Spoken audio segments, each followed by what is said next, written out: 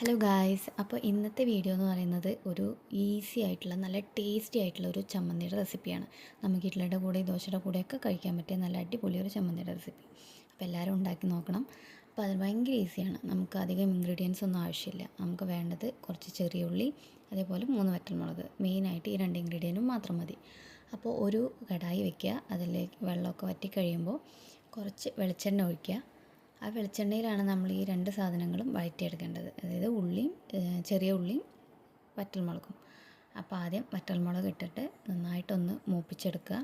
അത് കോരി ഒരു വല്ലാണ്ട് കളറ് മാറരുത്. അപ്പോൾ അത് ഒരു പാത്രത്തിലേക്ക് മാറ്റി വെച്ചതിന് ശേഷം ചെറിയ ഉള്ളി ഇട്ടിട്ട് നന്നായിട്ട് വഴറ്റുക. അതിൻ്റെയും കളറ് മാറി വരുമ്പോൾ അതും ഒരു പാത്രത്തിലേക്ക് മാറ്റി വയ്ക്കുക.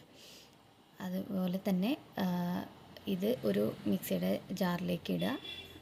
എന്നിട്ട് അതിൽ കുറച്ച് ഉപ്പും പിന്നെ നമ്മളിത് വഴറ്റാൻ ഉപയോഗിച്ച എണ്ണയും കൂടി അത് പ്രത്യേകം ശ്രദ്ധിക്കണം. ആ എണ്ണ നമുക്ക് ഇതിലൊഴിച്ച് കഴിഞ്ഞാൽ നല്ലൊരു ടേസ്റ്റാണ് ഈ ചമ്മന്തിക്ക്. അപ്പോൾ ആ എണ്ണയും കൂടി ഇതിൽ ആഡ് ചെയ്യുക. എന്നിട്ട് നന്നായിട്ടൊന്ന് ബ്ലെൻഡ് ചെയ്തെടുക്കുക. അപ്പോൾ ഇതുപോലെ നല്ലൊരു ടെക്സ്ചറിൽ കിട്ടും. അപ്പോൾ ഇത് നമുക്ക് ഇഡ്ഡലിയുടെ കൂടെ ദോശയുടെ കൂടെയൊക്കെ സെർവ് ചെയ്ത് നമുക്ക് കഴിക്കാം. ഈസി ആയിട്ടുള്ള റെസിപ്പിയാണ്. അപ്പോൾ എല്ലാവരും ഇതൊന്ന് ഉണ്ടാക്കി നോക്കുക.